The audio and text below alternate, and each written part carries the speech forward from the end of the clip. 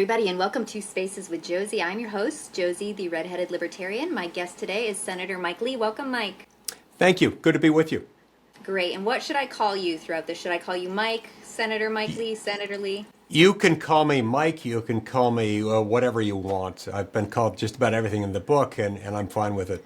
And I'm one of 7 children, so I was also accustomed to answering to whatever name happened to escape the mouth of either my mother or my father. So, when you got that many kids, it's easier to confuse them. Absolutely. Totally get that. I'm the second of 4, so, sometimes they throw the pets in there, too. That happens. That happens. Yeah. Try not to take offense. Exactly. I totally get that.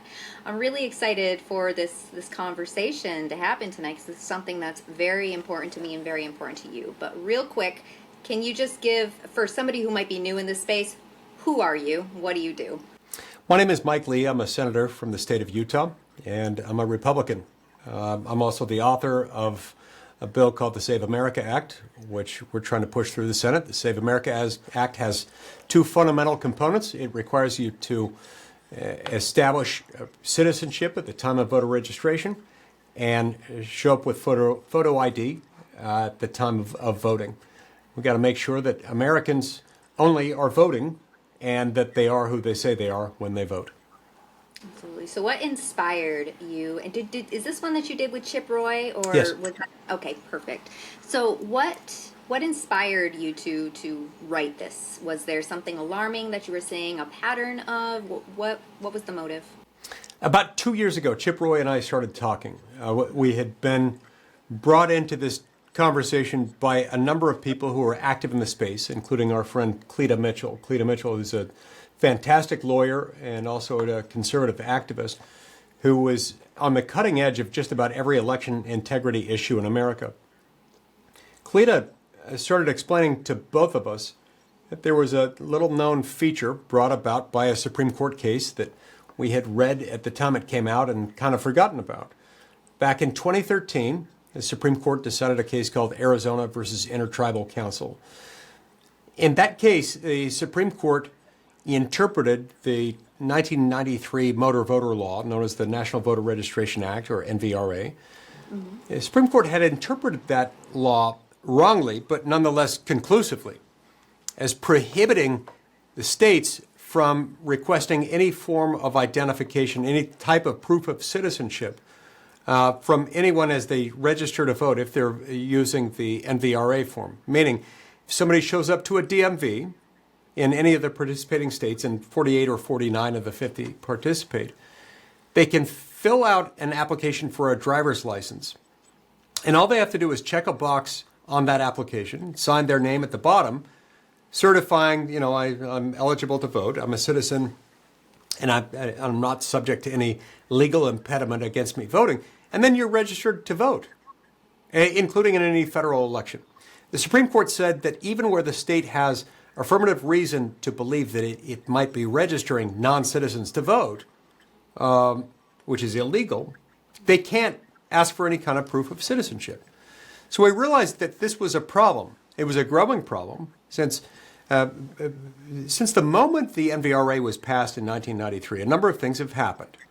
I mentioned the 2013 Supreme Court ruling in the Arizona case, where the Supreme Court wrongly but conclusively said you can't ask for any proof of citizenship. At about the same time that was happening, there was a trend that has continued to this very day, where it used to be that your ability to get a driver's license was affirmatively in doubt or actively prohibited in many cases if you were a non-citizen. But over the last 2.5 decades, we've gotten to the point where nearly every state will issue a driver's license to a non-citizen. And 19 states plus D.C. will freely issue you a driver's license even if they know you are an illegal alien. And so all those things added up, coupled with the fact that between 2021 and 2025, while Joe Biden was president, we let in between 10 and 15 million illegal immigrants into the United States. You add all that stuff up, and it just gets really messy, and you realize that we urgently need action. This is a play in motion, even to the extent they haven't actively, consciously used it on a widespread basis thus far, and I'm not willing to concede that point, but if you were to imagine that you could concede that hypothetically, it still would no longer be a safe assumption that they wouldn't do it in large numbers down the road. I'm hearing back initial reports. USCIS is doing a review on this. Having reviewed only maybe 60 million voter registration files in America, they've already found tens of thousands of likely non-citizens who have registered to vote.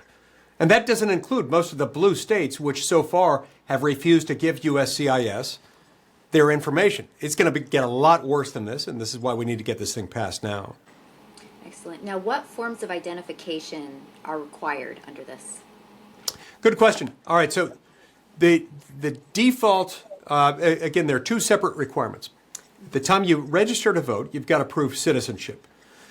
The gold standard for that would be documentation similar to what you have to provide every time you start a new job with a new employer. You have to fill out a form called the I-9.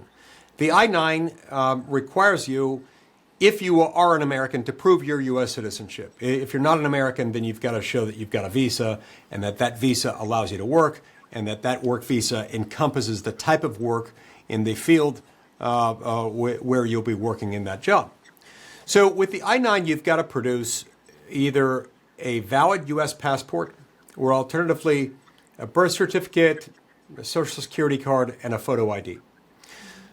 All those, that same set of documentation will suffice in the case of the Save America Act, but you don't have to have that. In fact, there's a provision that says even if you don't have any documents, let's say your house burns down or something, or your dog ate it, you just can't find any of your documentation.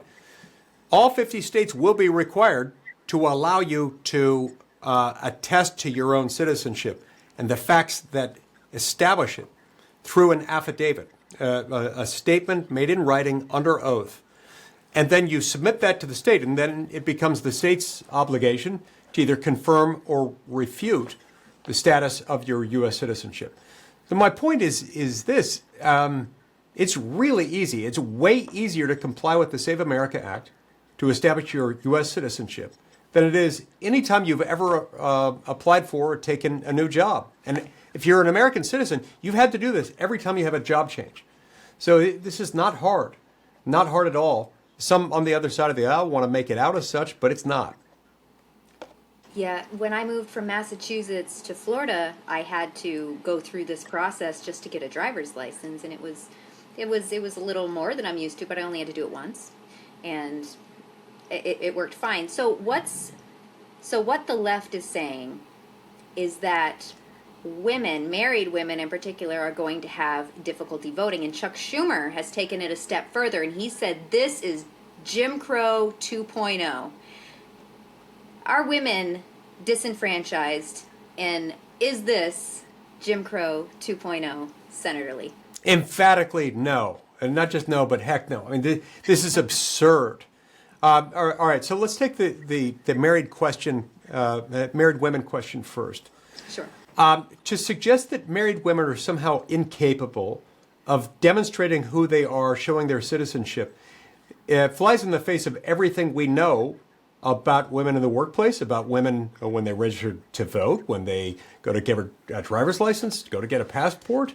Women are more than capable of doing this. Moreover, Josie, this legislation makes it phenomenally easy for them to do so. Mm-hmm. If you're going down the usual documentation path, obviously when you're born, unless you just happen to have married someone who has the same last name that you were born with, which would be easy. Let's take the Eleanor Roosevelt example. She was born Eleanor Roosevelt. She later married Franklin D. Roosevelt. Her name was still Roosevelt. If you're in that circumstance, you got nothing to worry about. But even if you're not, and you're like almost every other person, every other woman in America who gets married and chooses to take on her husband's name, and if that name is not the same as the name listed on her birth certificate, you show a copy of your marriage license, your marriage certificate, and that does it. You can't find it, you establish that by affidavit. It couldn't be easier. The Jim Crow 2.0 argument is even more infuriating. First of all, think about this, Josie. This is the party that literally invented Jim Crow. The party of Jim Crow is the Democratic Party. They should not be enthusiastically conjuring images of their own racist past. This is what who they are. This is what they do. This is their party's DNA. Now, I'm not saying that they are still all about Jim Crow today. They're not. They can't be. It'd be unconstitutional. It would violate a whole host of laws for them to do so. They're not. But it's weird that they're channeling this argument, given that they are, in fact, the party of Jim Crow. And this is the furthest thing from Jim Crow. One of the arguments that they're trying to make is that, oh, this is like so many other Jim Crow policies. This is a poll tax. What? A poll tax is a fee that you make people pay at the time and place of voting as a condition precedent for being able to vote. Now, the 24th Amendment, ratified in the 1960s, makes poll taxes unconstitutional. So it's been roughly 60 years since any of that has even been constitutional. That's not what this is. To call it a poll tax, they're saying that there are some people who might, in some circumstances, encounter a mild marginal fee for obtaining a copy of, for example, their birth certificate. Now, it's a huge logical leap to call that a poll tax, because it is not. First of all, this is a nominal sum. In many, if not most states, you can get those either for free or at a subsidized rate. Regardless, you're talking about a few dollars for a certified copy of something. This is not difficult to do. But they're wanting to call it a poll tax because they're out of other good arguments to make. That under no circumstances does anybody have to pay anything to get these documents. Because even if you don't have them, you fill out an affidavit for free and the state does the rest. Yes, exactly. And if they're trying to call buying or I guess purchasing a copy of your marriage license for it's $10 or $20 usually. If they're trying to call that a poll tax, then under the Second Amendment, we all need free guns, because buying a gun means that I'm being disenfranchised from defending myself. This is a lot. Oh, that's its logical conclusion.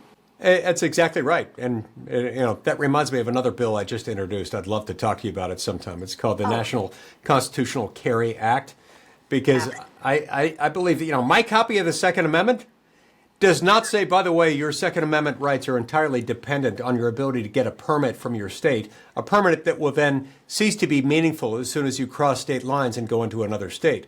So the permit is itself the Constitution. You don't need another one. You should be able to constitutionally carry, regardless of what state you happen to be in. Exactly. If your marriage can be recognized in states, then why can't your gun license? Exactly. Exactly.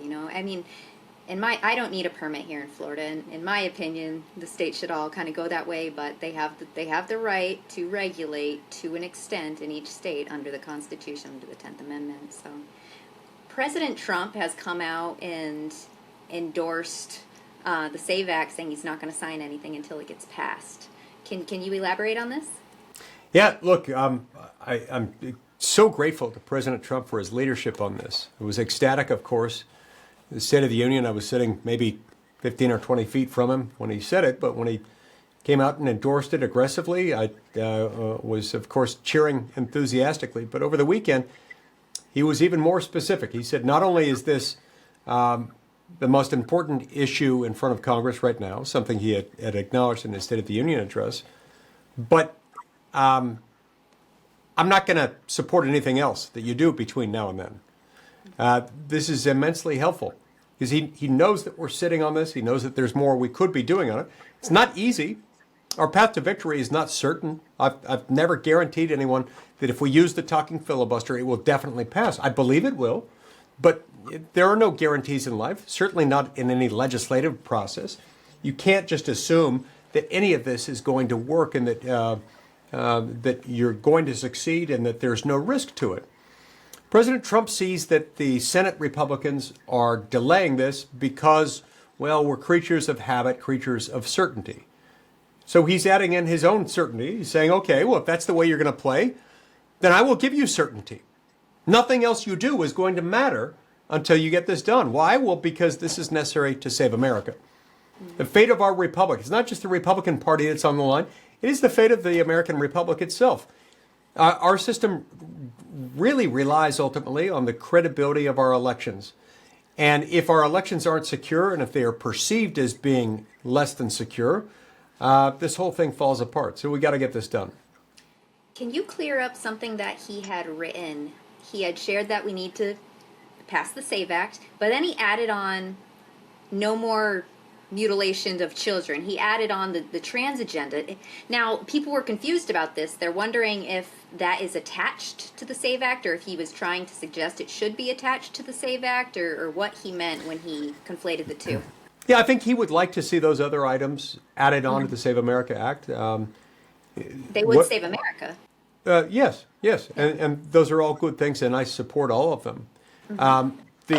The bill that we would be proceeding to is the House-passed version of the Save America Act, which includes the two major features that I described a few minutes ago.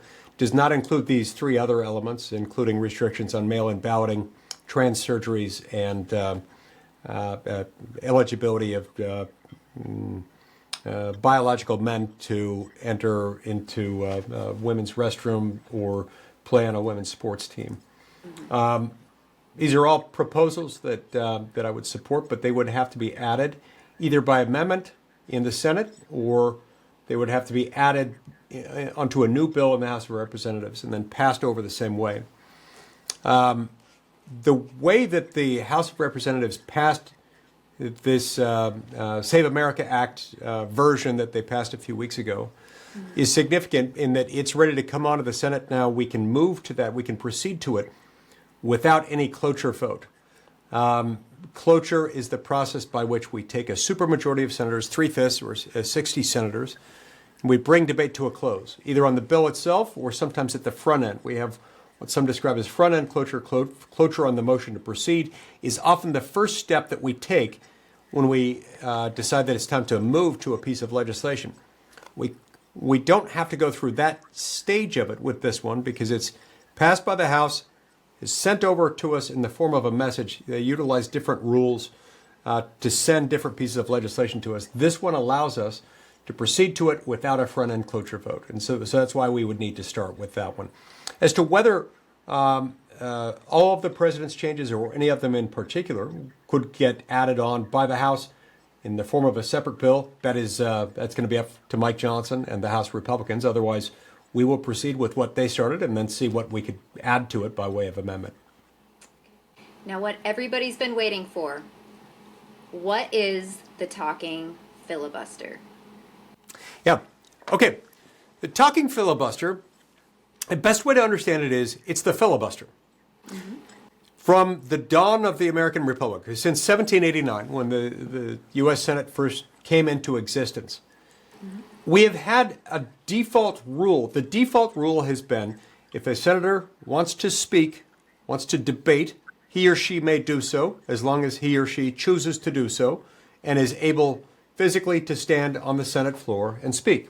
There are certain limitations to this. You can speak only twice on the same legislative day on the same legislative matter. And there are some other limitations to it. But for the first 120, 130 years of the Senate's existence, even if everyone else in the Senate wanted to move on, but one senator wanted to debate, that one senator got to carry the day, and there was nothing they could do to shut him down. In 1917, the Senate adopted something known as the cloture rule. Today, it's embodied in Rule 22 of the Senate rules. The cloture rule says that a supermajority of senators may vote to force debate to come to a close. Initially, the cloture threshold was 3/4. A few decades later, they changed it to 2/3. A few decades after that, they changed it to 3/5, where it stands today, which is where you get the rule of 60. You can force debate to come to a close with 60 votes. But a lot of people have taken to assuming that that means you have to have 60 votes to pass legislation. It's not technically true. Most of the time it's true as a practical matter. But it's not technically true to say that you can't pass anything with a simple majority, because technically it all passes with a simple majority. It's just most of the time you have to bring debate to a close first before you can get to simple up or down passage. So what then is the talking filibuster? Well, over the last few decades, we've gotten weak. We've gotten kind of lax in the way we enforce the filibuster. We've gotten in a nutshell to the point where you don't really have to speak. You don't even have to show up to the Senate itself. You just indicate that you're not going to support cloture. Or you cast a vote against cloture on one occasion, and then if cloture fails, then everyone's expected to just forget about that legislation. It's gone for the time being. But it's become the default tool now, the zombie filibuster, meaning you don't actually have to speak, and you can continue to have the benefit of the filibuster. You could be asleep, taking a nap at the bar in Tahiti, drinking drinks with some kind of an umbrella thing on top, and still get the benefit of a filibuster. Now, that's fine for some of the time, but on legislation like this one, Josie, where we've got 85% of the American people on board with this, they want this. This one's not just about Republicans versus Democrats. I mean, right now we don't have any Democrats in the Senate who are supporting it. But it's not just about Democrats versus Republicans in the Senate. This is really about the American people versus Congress. The only people who regard this as terribly controversial are not just Democrats, but Democrats in Congress. Everybody else realizes this is a no-brainer. This is an existential threat to any society that operates on the basis of free, secure elections. If your elections cease to be secure, they don't mean much, and with it, your constitutional republic becomes insignificant in and of itself. So here's how the talking filibuster would work here. We bring this to the floor through a simple majority vote on a motion to proceed because of the way it's coming over from the House of Representatives. We would not immediately file cloture on the bill, as has become our custom in the Senate, followed by a custom of, the minute that cloture vote appears that it's going to fail or does fail, that we walk away from it and say, never mind, we tried. It's too hard, can't do anything about it, so going to have to move on to something else. We don't do that this time. We let it hang. We let it hang ideally for a few weeks, at least a few weeks.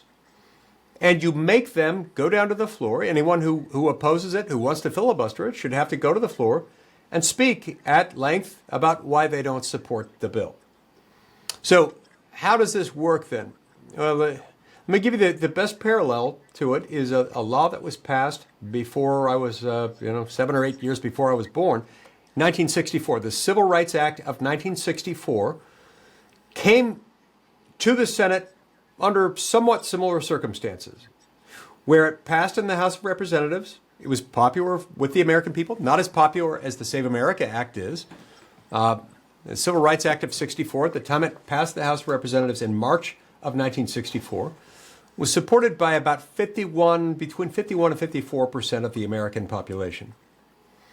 Save America, more like 85%. Save America is also simpler. The Civil Rights Act of 64 is far more complicated. Most importantly, Josie, they had to overcome a 32-vote cloture deficit. They were 32 votes shy. We're only 10 votes shy of cloture. So our obstacle that we have to overcome is far less of a hill to climb than theirs was at the time. They left it on the floor for 60 days and required filibustering senators to speak. And after 60 days, a bunch of them found that nothing sharpens the mind quite like having to show up and explain to the American people day after day after day, why does the American people all want something, but you and your petulant desire to keep it from becoming law are going to lock up all of your colleagues and make them sit there in a mostly empty Senate chamber day after day. That worked its magic. Silence stunned them into action, and their being forced to speak amidst all the other silence got them to the point that they were able to close that cloture deficit. They were able to achieve cloture, and they got the bill passed. And thank heavens for all the people who have benefited from the Civil Rights Act of 64. Think how grateful, what a great debt of gratitude they owe to those people who had the vision and the courage to say, yeah, sure, we don't have anywhere close to a cloture margin here. We're really far from cloture. Thank heavens they didn't just hang it up and say, let's go home, let's go to the bar, let's go to the beach, whatever it is. They got it done, and we can do the same thing here. That's what the talking filibuster is all about. Again, the talking filibuster is just the filibuster. It's what the filibuster used to be. The zombie filibuster is what we've become used to, where we allow them to filibuster even if they're asleep. Yes. And the filibuster for the 1964 Civil Rights Act was led by the Democrats, and it was the longest filibuster in the history of our country. That's right. That's Yeah. right. So, Tom Tillis, whether he means to or not, has conflated the talking filibuster with nuking the filibuster. Why aren't those things the same? What's the difference? They're not only not the same thing, they're quite the opposite of one another, which is why I find it so amusing whenever anyone, whether it's a colleague who should know better or someone else who should know better, conflating the talking filibuster with nuking the filibuster. That's crazy. Just as an introductory matter, this is a little bit like saying, if you're in the Tabernacle Choir, lovely musical group, broadcast weekly from my home state of Utah. If you're in the Tabernacle Choir, you should be required to sing. After all, that's what the Tabernacle Choir does. It sings. It's like saying that anyone who tells members of the choir that they have to sing, that they're against singing. That is about as logical as it is to say, if you are an advocate of invoking the talking filibuster to pass the Save America Act, you want to nuke the filibuster. That's just not true. So let me back up a little bit and explain what I mean by all of this and why it is not just a fair characterization, but it's completely opposite of the truth. Whereas let's see, if you ever watched The Simpsons, there's a great lawyer on The Simpsons who ran a law firm called, I Can't Believe It's Not a Law Firm. His name was F. Lionel Hutz, and he would get up and he would say, ladies and gentlemen of the jury, he was not a very good lawyer.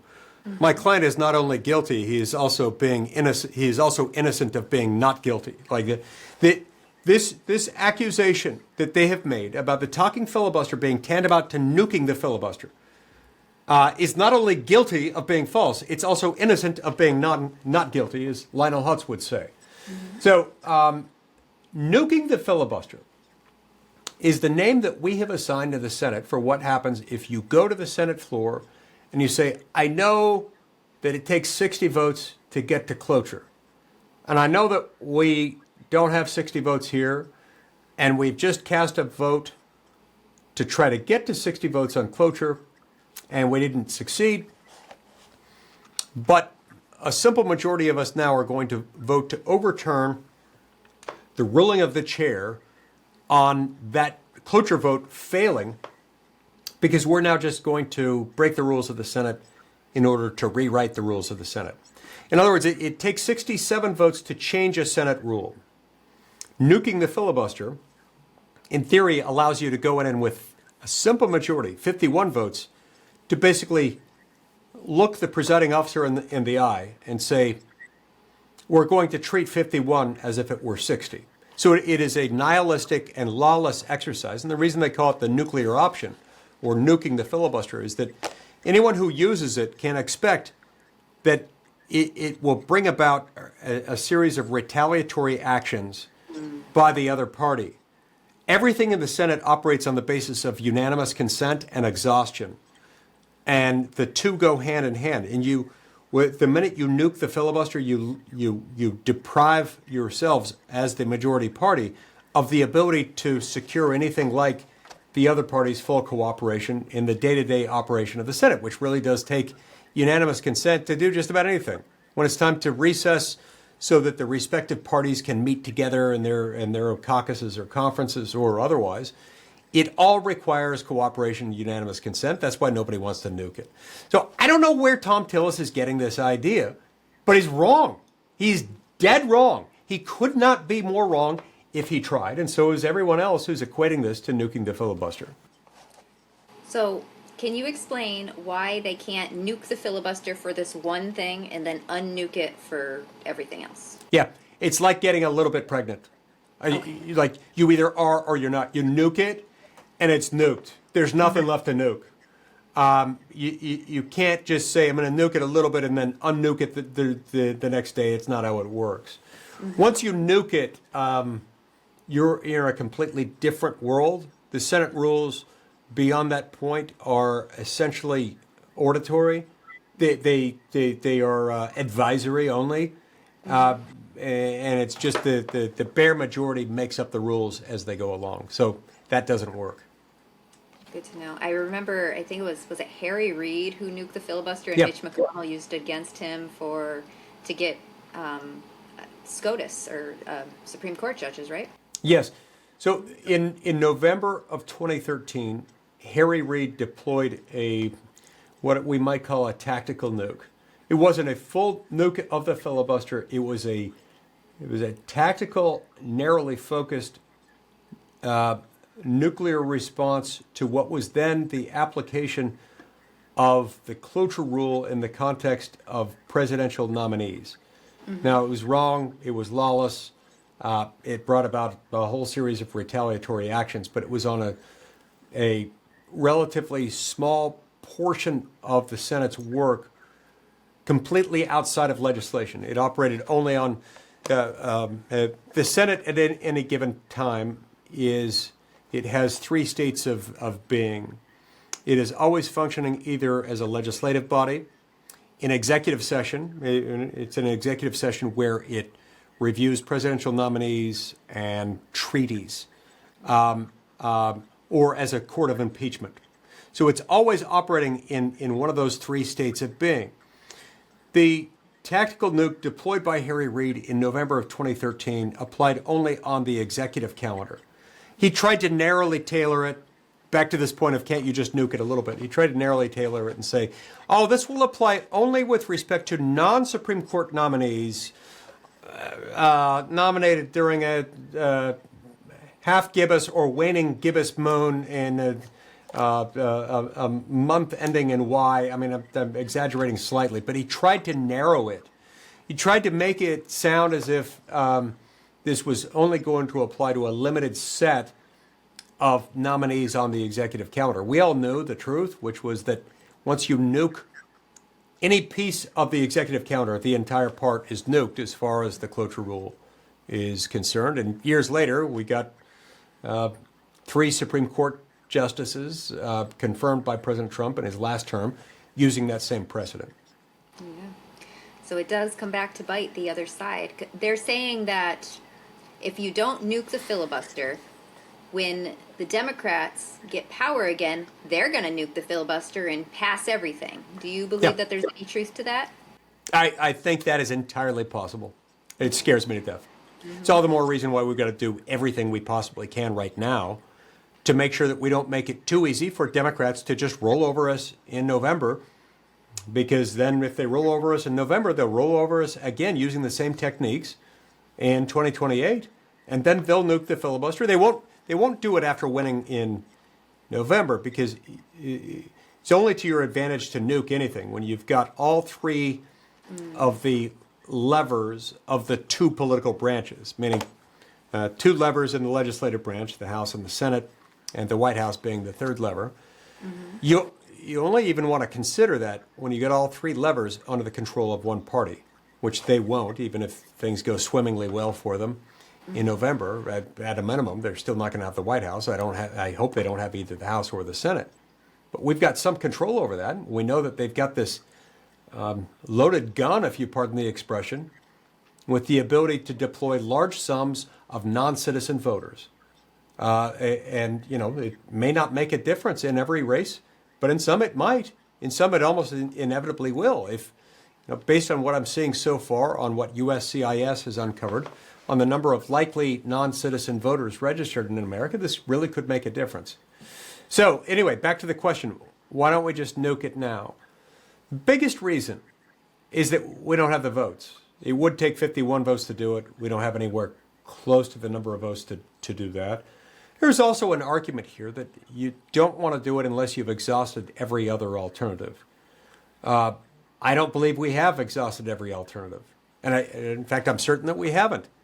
We could and we should use the talking filibuster. If that doesn't work, let's explore other options. But it makes no sense to explore other options like nuking that have all kinds of negative side effects attached to them unless you first try something else without all the same ramifications. So the senators on the Republican side who haven't signed on with this yet. That's Mitch McConnell, Lisa Murkowski, and Tom Tillis. Yeah, those are the three who are not supportive of the Save America Act. Every other Senate Republican is. And so that gets us up to 50. With J.D. Vance available to break the tie as Vice President of the United States and President of the Senate, we would win that vote. So anything that's cast at a simple majority, we can win on this. I would love it if we could pull over each of those three Republicans you mentioned. But even if we don't, we've got enough votes to pass this at a simple majority threshold, and we've certainly got enough votes to pass a motion to proceed to this. And I believe we get on that, we stay on it for a few weeks, we make them debate, we make them explain under the light of day on the Senate floor while standing there making their case day in, day out, day after day. They'll get to the point where their minds will be sharpened by the exercise. Nobody wants to be that person who's standing there explaining why a patently legitimate, patently much needed piece of legislation is dying just because of your own petulant desire to score cheap political points for your own party. Mm-hmm. And the longest filibuster in the last 25 years was 25 hours, and that was Cory Booker. Is that correct? Yeah, he got, it was 24 or 25 hours. I don't remember what the exact time was. It was quite a feat of strength. Absolutely. This one doesn't necessarily require for any one of those speeches to be long. They can play tag team. But the rule is, unless or until cloture has been invoked, those who want to debate may continue to do so. And they may speak for long periods of time or shorter periods of time. There are theoretical limits to it. You're limited to 2 speeches on the same legislative day on the same legislative matter. The Senate has the ability, if it wants to remain on the same legislative day for multiple calendar days. In fact, for weeks at a time, if they choose to. And I believe they did that in 1964 as well, where we were 60 days on the same legislative day.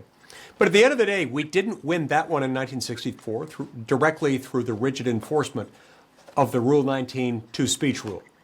We ran it instead through the principle of exhaustion. We exhausted them physically, and we exhausted them politically because their own voters got tired of listening to them drone on and on about how they didn't want the bill to pass.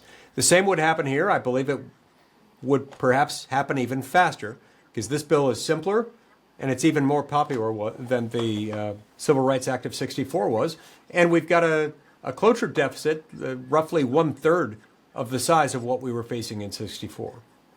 So what'll happen is eventually these senators just give up and decide to vote towards cloture? Yeah, they give up, or what happened in '64 was, again, it sharpened their thinking on it because when you actually have to do something affirmative in order to keep up the filibuster, it has a way of getting you to think about things in a way that you haven't previously thought about them. What happened in '64 was you started realizing we're losing this. This bill is getting more popular the longer we speak against it. The more we delay, the worse we're making our case. And so they got to the point where they said, let's negotiate some changes so that we can feel comfortable voting for it. They did make some changes. They amended that into the bill. And at the end of the day, they passed it because they got 32 of them to switch spots and to support cloture where they had previously been unwilling to do so. And John Thune was saying bringing this to the floor means unlimited debate and unlimited amendments. So that would mean if there's amendments proposed and everyone's like, you know what, that's a really good idea, and they vote simple majority for that, then that would have to go back to the House, right? Yes. If we were to make changes to the bill, it would have to go back to the House. Now, some of my colleagues are worried about what that would mean for, let's say, Republican senators who are up for re-election or don't want to take this or that tough vote. Yep. I get it, but I've got 2 responses to that. Number one, as Mitch McConnell used to tell us when he was our majority leader, if you don't want to fight fires, don't become a fireman. And if you don't want to cast tough votes, don't become a lawmaker. It's what we do.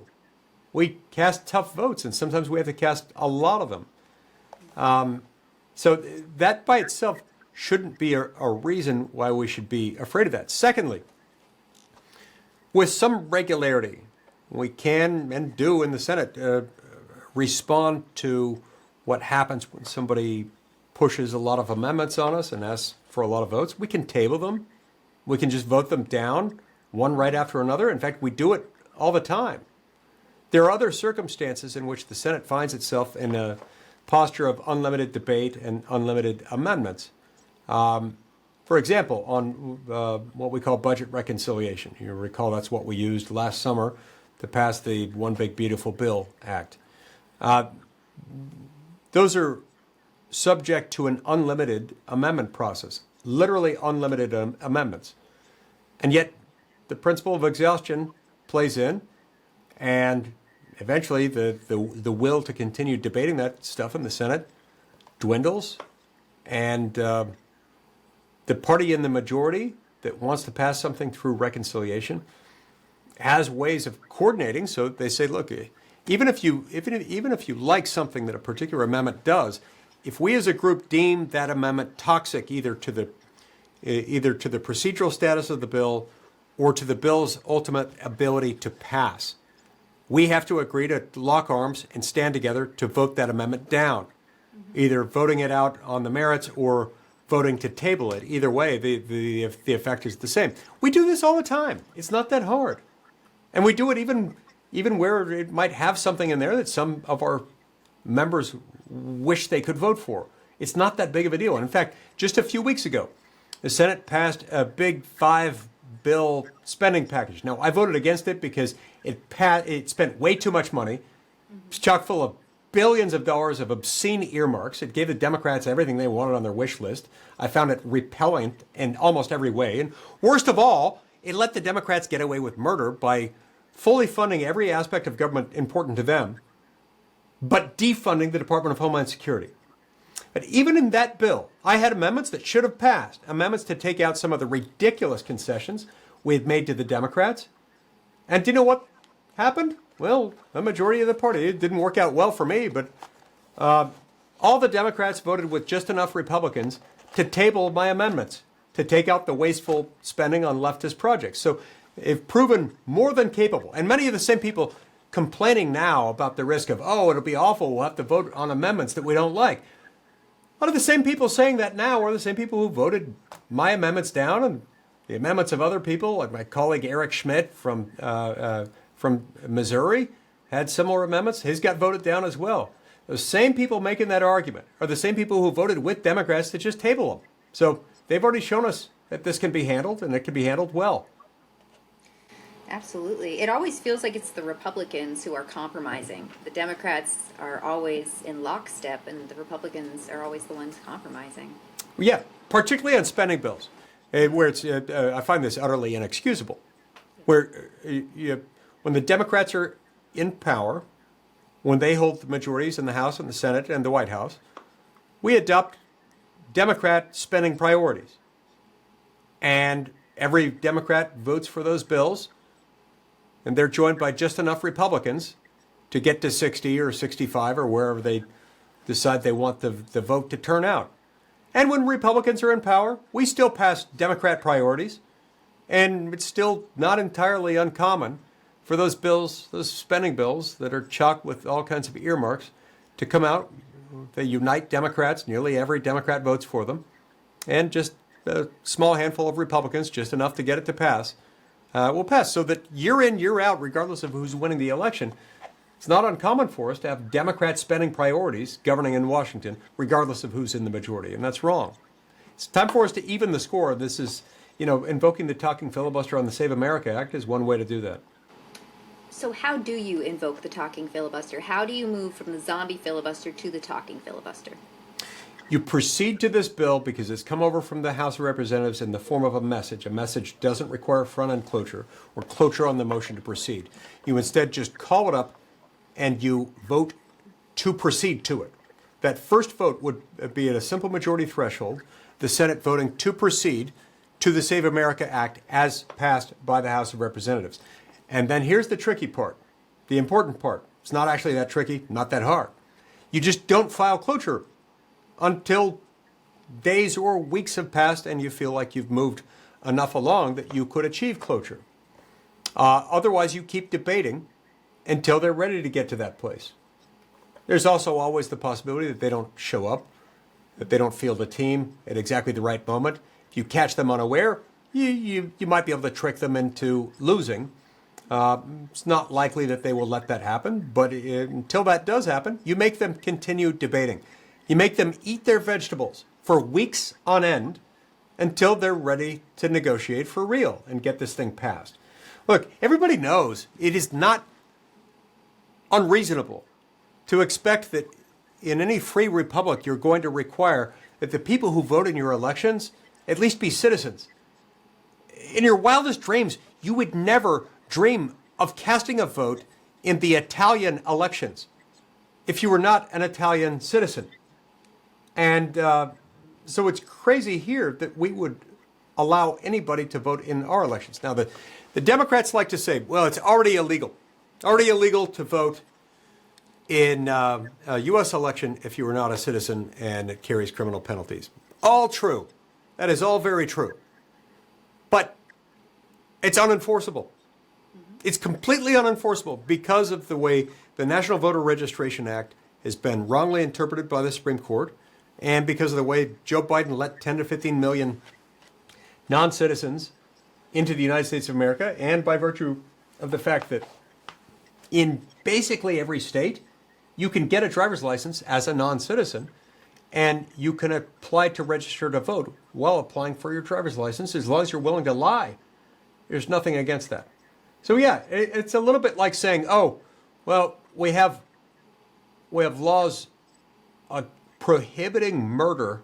If there was something about them that made them unenforceable,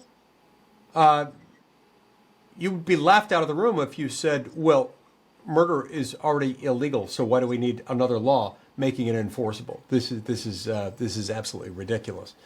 They can only hide from this thing for so long. The American people know that this is nonsense. No sane country would allow people to do this. In fact, no sane country does. We're the only one. Now, John Thune seems to be on board with this now. What is his responsibility? He brings it to the floor, right? He says, we're going to vote on this. You had mentioned calling quorum. All you have to do is not call the quorum. Is that something he would do? Is that something anybody can do? No, the big thing I mentioned that he has to not do is file cloture. We don't want him filing cloture. I'm sorry, not quorum. Cloture. Yeah. Cloture, and there's an elaborate process that takes a few days for it to ripen. You file a cloture petition. You get, I believe it's 16 senators to sign on to a document saying we want to bring debate to a close.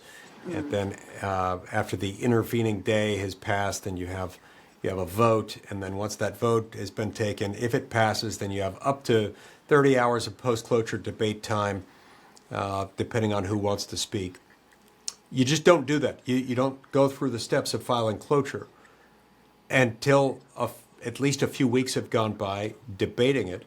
Because ordinarily our procedure would be to either have a cloture vote at the very front end on cloture on the motion to proceed, or even if you were in one of these circumstances like we are on this one, with the House passed message, you don't have to have front-end cloture.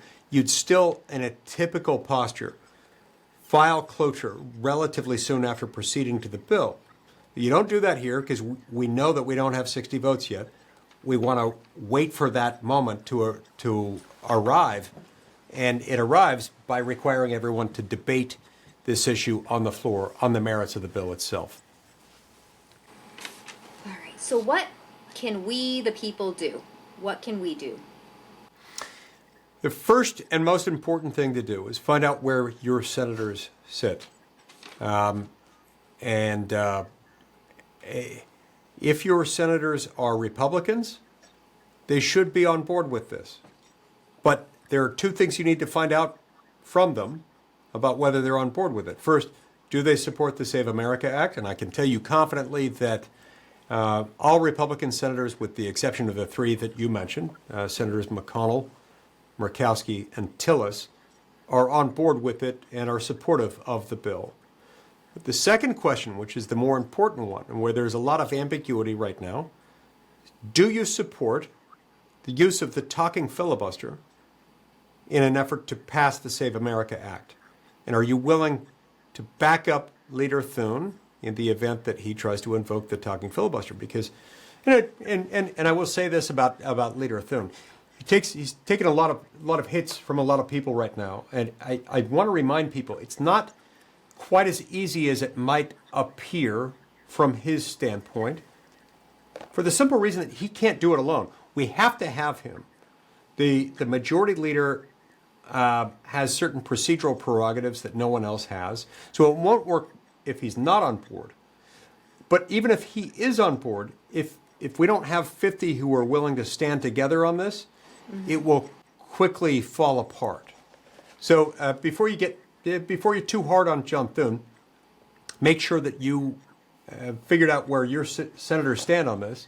Try to get them on board, because I believe once John Thune sees that he's got 50 Republican senators who are willing to stand together on this, to defeat Democrat amendments as they come up, and to keep us in session and debating this until we have enough votes to pass it, I believe he'll do it.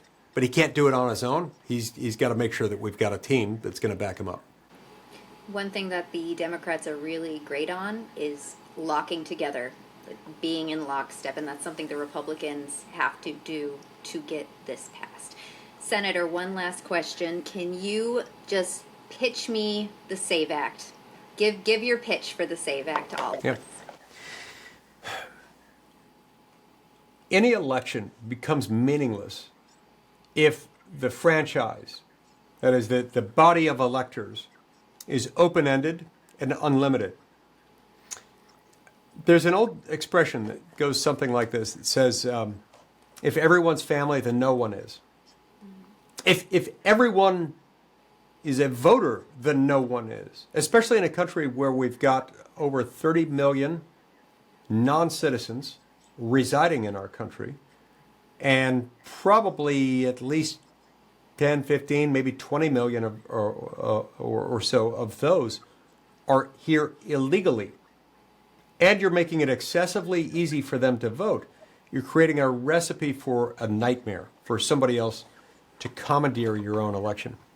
You know, in the years since Donald Trump's first election as president in 2016, you've heard Democrats ranting and raving for years about foreign election interference, foreign meddling in our election. Josie, there is nothing that comes close to the amount of foreign election interference potential that we face right now. Because when you bring in 10 or 15 million people over a 4-year period, you add those to those who are already here, who are either illegal aliens already or who are non-citizens residing in the United States, and you do nothing to make sure that they can't vote after your laws have done everything to make sure that they can vote as long as they're willing to lie, and it's impossible to catch them. Your elections are soon going to be rendered meaningless. And we've got to get this done. The expression comes to mind. I'll quote a Democrat president on this. If not us, who? And if not now, when? John F. Kennedy used that in a very different context than we're using it today, but it matters to us today. This ship may not pass this way again. And in fact, if we don't pass this year, I'm not certain what's going to happen in this November's election. I really am not. But I am certain of one thing.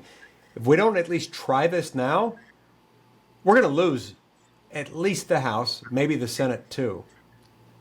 And we've got to be able to look our constituents in the eye and say, I did everything I possibly could to make sure that our elections were safe, secure, fair, and honest. We cannot do that if we don't give this a really good, hard college try. So let's not be found on the wrong side of history on this one. Let's get this done right. This has the potential. I don't want to overstate the comparison because obviously this is different than the Civil Rights Act of '64. It's got a different focus. This bill is much narrower, but this is another pivotal moment in American history where the American people want something. They want it overwhelmingly.